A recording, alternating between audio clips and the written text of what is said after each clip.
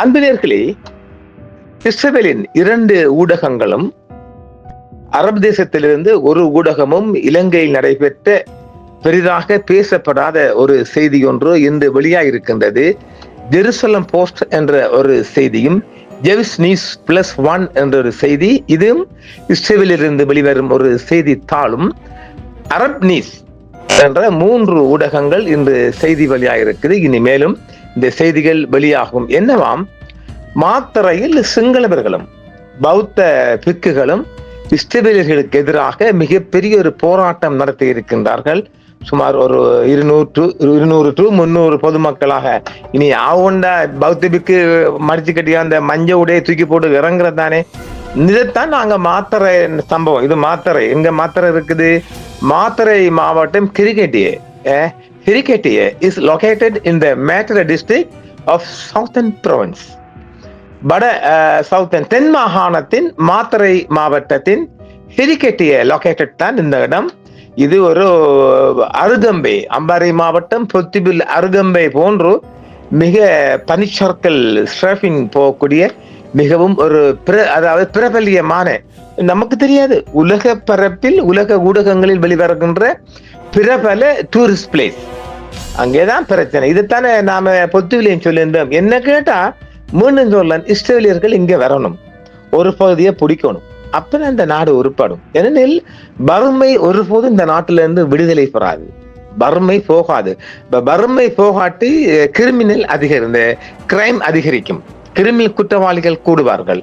வறுமை உச்சகட்டத்தை எட்டி கொண்டிருக்கின்றது. நாளாந்த வாழ்க்கை செலவு, ஜப்பான், என்ன கேட்டால் நான் ஜப்பான்ல வாழ்ந்த நான் உலகத்திலே மிக அதிகமான வாழ்க்கை செலவுண்டா ஜப்பானை சொல்லுவேன்.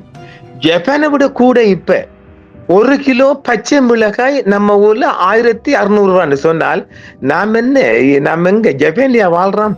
இந்த சம்பளம் ஜப்பான்ல எடுத்துக்கொண்டால் ஒரு மாசம் சாதாரணமாக ஒரு 5 லட்சம் to 8 லட்சம் வரையும் பார்க்கலாம்.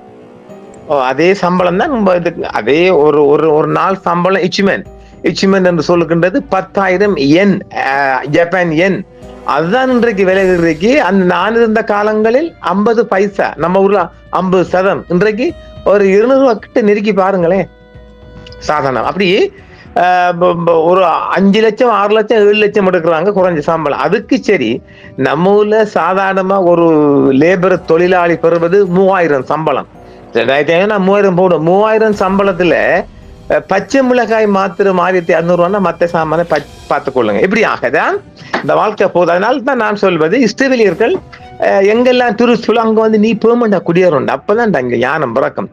அப்ப என்ன நடந்திருக்குன்னு பாத்துருவோமா? இலங்கையின் தெற்கு கரை பகுதியான ஹெரிகேட்டிய சமீபத்தில் திறக்கப்பட்ட சபாத் இல்லம், அவள சபாத் ஹவுஸ் ஒன்று இருக்குல்ல, யூத வழிபாட்டு மற்றும் சமூக மையம் ஒன்றுக்கு எதிராக உள்ளூர் கிராமவாசிகள் மற்றும் பௌத்த பிக்குகள் இணைந்து மிகப்பெரிய போராட்டம் ஒன்றை நடத்தியிருக்கிறாங்க. இது நமக்கு பெருசா கசியல, இது பொலிசாலையும் வெளியாகல, மானக்கேடு தானே.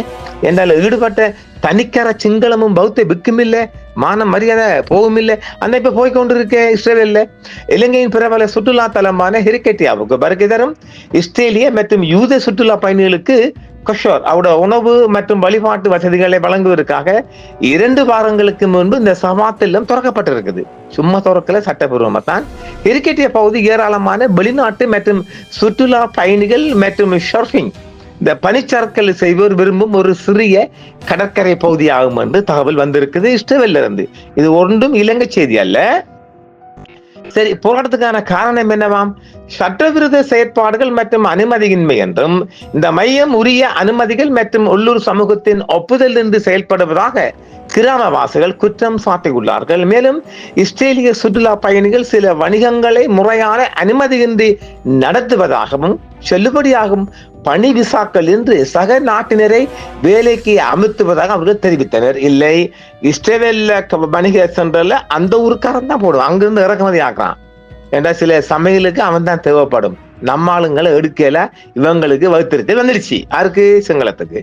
அமைதிக்கு குந்தகம் என்ற போர்வையிலையும் அப்பகுதியில் இஸ்ரேலியர்களின் தாக்கம் அதிகரித்து வருவதாகவும், சிறிய விஷயங்களுக்கும் உள்ளூர் மக்களுடன் தகராறுகள் ஈடுபட்டு அப்பகுதியின் அமைதியை குலைப்பதாகவும் போராட்டக்காரர்கள் குற்றம் சுமத்துகின்றனர். அவனை இவங்க முறைச்சாங்கன்னா அவனு முறைப்பான். சரிதானே? இனி சரி, மதகுருமார்களின் ஈடுபாடு. திகுவல்ல பகுதியில் உள்ள உள்ளூர் விகாரைகளின் பௌத்த பிக்குகள் மற்றும் நூற்றுக்கணக்கான உள்ளூர்வாசிகள் இணைந்து இந்த மையத்திற்கு எதிராக குரல் கொடுத்தனர். இந்த சமாத் இல்லத்தை தொடர்ந்து அனுமதிப்பது நிலைமையை மேலும் மோசமாக்கும் என்றும் பிக்குகள் கோஷம் எடுத்துக்கிட்டு ஆர்ப்பாட்டம் எடுத்துக்கிட்டு இந்த பெனாரம் தூக்கி நின்றாங்க. வெள்ளிக்கிழமை இரவு முதல் சமாத் வழிபாட்டுக்காகவும் இரவு உணவிற்காகவும் யூதர்கள் மற்றும் இஸ்ரேலியர்கள் அந்த மையத்தில் கூடியிருந்த போது சுமார் 300 பேர் கொண்ட போராட்டக்காரர் அங்கு திரண்டனர். அவன் உடுங்கண்டான் காசை கட்டித்தானே வந்திருக்கிறான். அச்சுறுத்தல் கற்கள் வீச்சும். மையத்திற்கு வந்தவர்களை அந்த சென்டருக்கு வந்தவர்களை போராட்டக்காரர்கள் தடுத்து நிறுத்தினர். நிலைமை தீவிரமடைந்ததை அடுத்து மையத்தின் சென்டரின் மீது பட்டாசுகள் கற்கள் வீசப்பட்டதில் ஜன்னல் கண்ணாடிகள் சேதமடைந்தன. ஒலிபெருக்கிகள் மூலம் சத்தங்களை எழுப்பி இடையூறும் விளைவித்தனர். சனிக்கிழமை இன்று தொடர்ந்த பதற்றம்.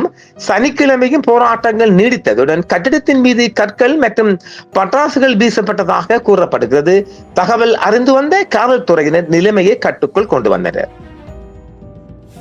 சரி, தரப்புகளின் செயற்பாடு. நிர்வாகத்தின் தரப்பு என ரபி ஜோசி கபாய் இது முற்றிலும் சட்டபூர்வமாகவே செயல்பட்டுள்ளது என்றும் பெரும்பான்மையான உள்ளூர் மக்கள் தங்களை அன்புடன் வரவேற்றதாலும் சில உள்நோக்கம் கொண்ட நபர்களால் திட்டமிட்டு யூத எதிர்ப்பு உணர்வுடன் இந்த ஆர்ப்பாட்டம் தூண்டிவிடப்பட்டுள்ளதாக சவாத் இல்லத்தின் ரபி யோசி ஹபாப் குற்றம் சாட்டியிருக்கின்றார்.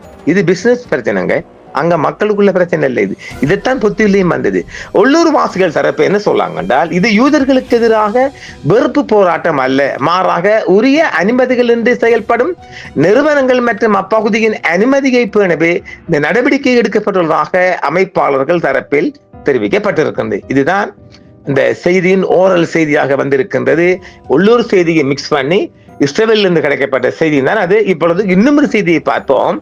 இலங்கையின் ஹெரிகேட்டியாவில் சமீபத்தில் திறக்கப்பட்ட ஒரு சவாத் இல்லத்திற்கு எதிராக கிராமவாசிகள் மற்றும் பௌத்த பிக்குகள் பங்கேற்ற ஒரு போராட்டம் நடைபெற்றிருக்கின்றது.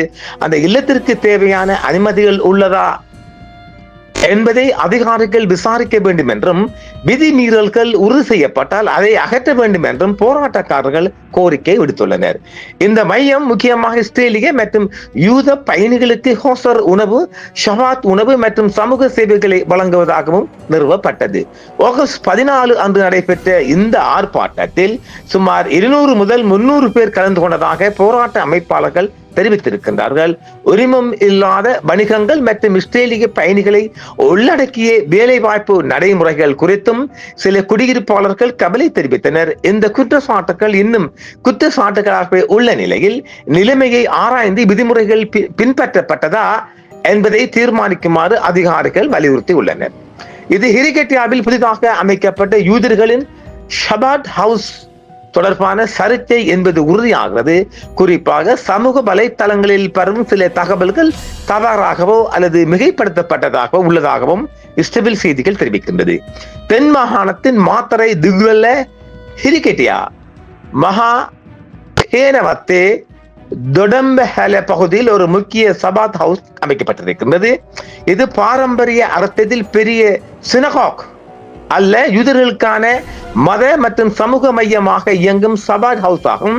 இங்கு இஸ்ரேல் மற்றும் பிற நாடுகளில் இருந்து வரும் யூத சுற்றுலா பயணிகளுக்காக பிரார்த்தனை, கொஷோ, உணவு தங்குமிடம் மற்றும் சபாத் நிகழ்வுகள் ஏற்பாடு செய்யப்பட்டிருக்கின்றது.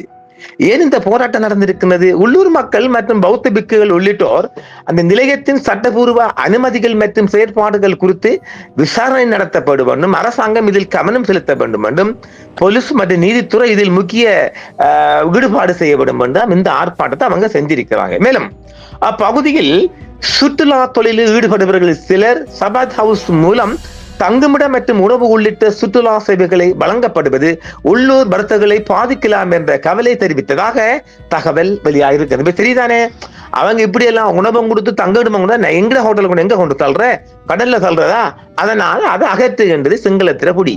இதைத்தான் பொத்துவிலையும் அருகம்பலையும் செஞ்சாங்க. இது தொடர்பாக திகுவல்ல போலீசார் கொடுத்திருக்கிற தகவலை பார்த்துருவோமா?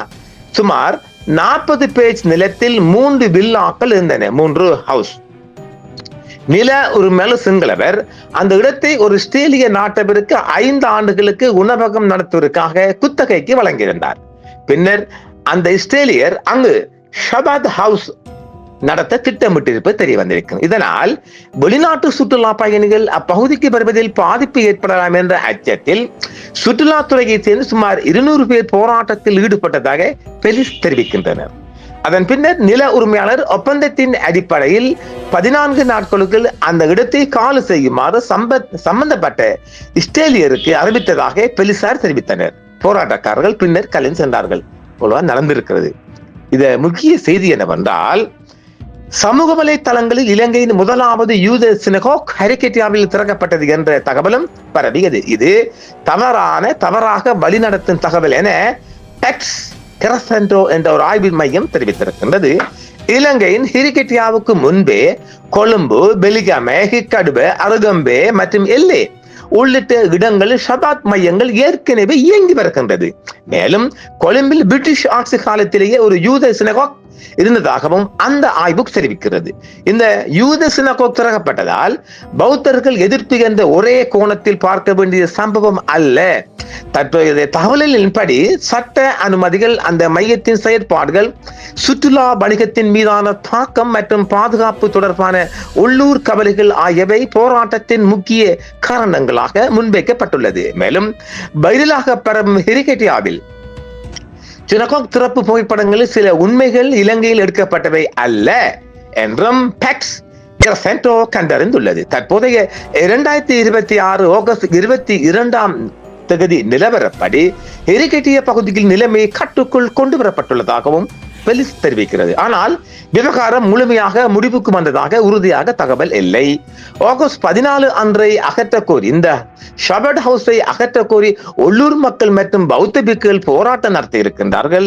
போராட்டத்தின் போது சில இடங்களில் கற்கள் மற்றும் பட்டாசுகள் வீசப்பட்டதாகவும் ஷபாத் ஹவுஸுக்கு இருந்தவர்கள் வெளியே வர முடியாதபடி சூழல் ஏற்பட்டதாகவும் சர்வதேச ஊடகங்கள் செய்தி வெளியிட்டுள்ளது.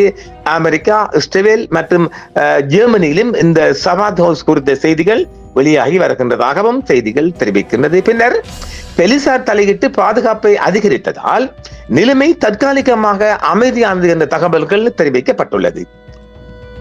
முக்கியமாக உள்ளூர் தரப்பினர் அந்த மையத்தின் அனுமதிகள் மற்றும் சட்டபூர்வமான செயல்பாடு குறித்து விசாரணை நடத்த வேண்டும் என்று வாதிடுறாங்க. ஆனால் தற்போது சபாத்தில் மூடப்பட்டு விட்டது அல்லது போராட்டம் முடிவடைந்தது என்று உறுதியாக நாங்க சொல்ல முடியாதுங்க. அது ரகசியமா இருக்கட்டும். அதிகாரப்பூர்வ தகவல் கிடைக்கவில்லை என்று சொல்றாங்க. ஆனால் அப்படிதான் இறங்கினான். தற்போதைய நிலை போலீஸ் கண்காணிப்புடன் கூடிய பதட்டமான அமைதி, சட்ட அனுமதி தொடர்பான சர்ச்சை தொடர்ந்து வருகின்றது. அவ்விடத்தில் பாதுகாப்பு பலப்படுத்தப்பட்டுள்ளது. இன்று ஆகஸ்ட் 22ஆம் தேதி வரை இலங்கை போலீஸ் அரசாங்கம் இந்த ஷபாத் ஹவுஸ் குறித்து என்ன அதிகாரப்பூர்வமாக கூறியுள்ளது என்பதை இன்னும் சொல்லவில்லை. ஆனாலும் இன்றைய செய்திகளின் படி தகவல்களை பார்த்தால் ஹிரிகேட்டியாவில் உள்ள இஸ்ரேலிய யூத சுற்றுலா பயணிகளின் நிலைமை பதற்றமாக இருந்தாலும் போலீஸ் பாதுகாப்பு அங்கு அதிகரிக்கப்பட்டிருக்கின்றது. இவர்கள் ஆவுண்டா மொக்குத்தனமா அடிக்க ஓடிடுவானு இல்லை, அது பெரிய ஒரு சர்வதேச பிரச்சனையா போயிடும் இல்லை. இவங்க இஷ்டவில்லை தேசிய, அதாவது இவங்க 2 பேரும் ஒரு இந்த நேச நாடு இல்லையா. இஸ்ரேலிகளும், அதாவது தற்போது இஸ்ரேலிகள் ஆபத்து உள்ளனர் என்று கூறக்கூடிய நிலை இல்லை என்றாலும் ஒரு பயத்தில் அவங்க வாழ்வதாக தெரிவிக்கப்படுகின்றது. இஸ்ரேலுக்காரன் பயந்தவனா அடிச்சு மிரிச்சிட்டு போவான்ல, அவன் லேசா ஒரு பிளைட்டை கொண்டு இறக்கணும் இங்க. ஆக நம்முடைய ஆசை என்னென்றால், கடலோர போய் சும்மா தானே கிடக்கிற இடங்கள்ல, சும்மா கிடக்கிற இடங்கள்ல உங்களுக்கு டொலர் வருதுண்டா, உங்களுக்கு வருமானம் வருதுண்டா, இஸ்ரேலுக்காரன் வந்துட்டு போடு என்றால் உங்களுக்கு பொழைக்கவும் தெரியாது, உங்களுக்கு வளர்க்கவும் தெரியாது, உங்களுக்கு செய்யவும் தெரியாது. எனவே ஏண்டவன் செஞ்சுட்டு போகட்டும். ஏனென்றால் வடகிழக்கில் வளம் நிறைந்த பகுதிகள், இந்த வளத்தை, இந்த ரிசோர்ஸை இவங்க செய்யக்கூடிய அளவுக்கு இவங்களுக்கு இல்லை, தெரியாது, இல்லை தெரியாது. ஆகவே வேண்டவன் செஞ்சுட்டு போகணும். உலகம் மக்களுக்காக உள்ள உலகம், அறிவுபூர்வமாக செய்யக்கூடிய செஞ்சுட்டு போகணும். அவன் மாறான் பிசினஸ் பண்ண அவன் நாட்டு மக்கள் தான் உணவு கொடுக்குறான், நம்ம நாட்டு மக்களுக்கு கொடுக்கலையே. அவன் கள்ளத்தோனியா வரலையே. விசா கொடுத்து வாரான், அவனோட டொலரை கொண்டு இறக்கிறான், உங்களுக்கு டொலர் வருது. அப்புறம் அவனுக்கு பாதுகாப்பை கொடுங்க. பொத்தில் அருகம்பையிலும் இதே கேஸ் தான். ஆக இதோட 6வது இலங்கையில் இத்துடன் 6வது ஷபாத் ஹவுஸ் ஆரம்பிக்கப்பட்டிருக்கிறது. நீங்க பெர்மனண்டா உலகம் அழியும் வரை இருக்கணும் சாமி. மீண்டும் மற்றொரு காணொளியில் சந்திப்போம் நேர்களே. என்றும் உங்களுடன் சன்ரைஸ் இந்தியா டிவி. சப்ஸ்கிரைப் பண்ணுங்கள், பெல் பட்டனையும் கிளிக் செய்யுங்கள். உங்கள் ஆதரவே எங்கள் சேவை. ஆதரவு தாருங்கள், அரவணைப்போம். மறக்காம சர்ப்ரைஸ் பண்ணுங்க. தேங்க்யூ.